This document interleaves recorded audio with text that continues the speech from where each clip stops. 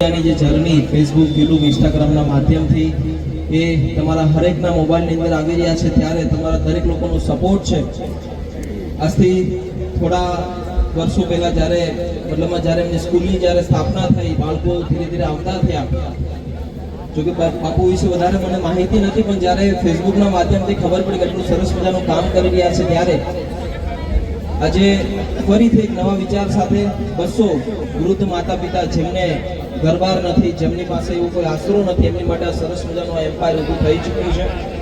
1000ના બાલક પિતા તો છે જ, પણ આજે 200 માતા પિતાના ખુદ પોતે દીકરા પણ બનવા જઈ રહ્યા છે. ત્યારે સૌ લોકોનો આશીર્વાદ, સૌ લોકોનો પ્રેમ બસ આવી રીતે અવિરત આપતા રહેજો. થેન્ક યુ સો મચ બાપુ.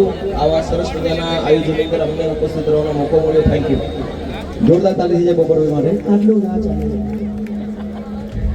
તમારા ભલે તબિયત ખરાબ હોય, મને ખબર છે તમારા વાઈફ શોખ નથી, પણ આજે થોડીક તબિયત ખરાબને લીધે ચશ્મા પહેરવા પડે છે. શશીભાઈ,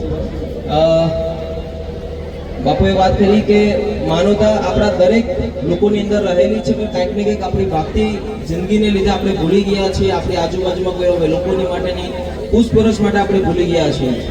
દરેક લોકો પાસે બ્રહ્માસ્ત્ર છે કે નહીં? ઘણા બધા લોકોને બ્રહ્માસ્ત્ર વિશે માહિતી જ નથી. આ કળિયુગમાં બ્રહ્માસ્ત્ર ક્યાંથી આવી ગયું મામા? દરેક લોકો પાસે પોતાનો સ્માર્ટફોન છે કે નહીં? બધા જ લોકો જ્યારે સવારમાં ઊભા થાય છે, ત્યારે મોઢું પછી જોવે, પહેલા મોબાઈલને જોવે, અને મોબાઈલના માધ્યમથી ચેક કરતા હોય છે કે શું સાચું, શું ખોટું, શું ચાલી રહ્યું છે. ત્યારે આ દરેક બ્રહ્માસ્ત્રને જો દરેક વ્યક્તિ સારી રીતે યુઝ કરે તો બહુ જ સારું મોટું પરિણામ આપણા દેશ માટે સમર્પણ આપી શકીએ છીએ.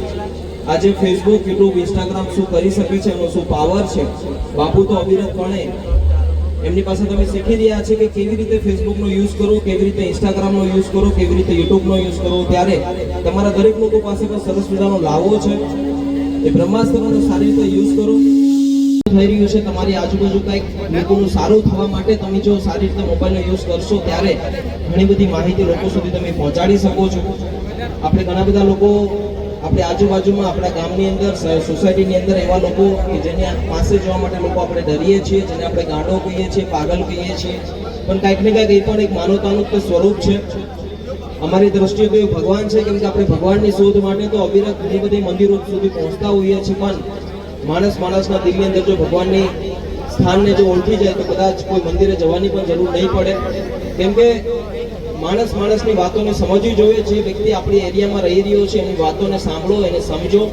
એ ગાંડો હોતો નથી, પણ કંઈક ને કંઈક પરિસ્થિતિને આધીન એ ગાંડો કંઈક ને કંઈક આપણે હેરાન કરે છે. બસ એ જ વિચાર છે કે તમે પણ તમારી આજુબાજુ લોકો કોઈ એવા રહી રહ્યા છે તો એની વાતોને સાંભળો. કંઈક બની શકે તો મદદરૂપ થવાની કોશિશ કરો.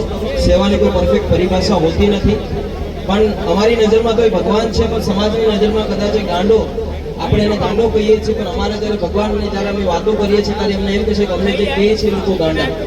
કેમ કે આપણી પાસે તો બુદ્ધિમત્તા છે, બધું જ છે, ત્યારે જ આપણે એને ગાંડો કહીએ છીએ. તો પ્લીઝ સંબંધિત સારું કરશો તો કોઈ વ્યક્તિ તમને પ્રેમ આપશે, અને પ્રેમ આપશે તો માનવતાની દ્રષ્ટિએ હું માનું છું કે ઘણી બધી સુવાસ આપણે ફેલાવી શકીએ છીએ. થેન્ક યુ સો મચ બાપુ.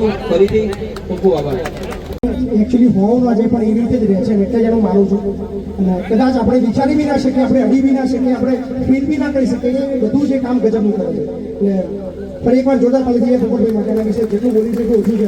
ઘણી બધી વાતો એના વિશે હું ચોક્કસ જ્યારે મારું વક્તવ્ય હશે ત્યારે કહીશ. પ્લીઝ શશી.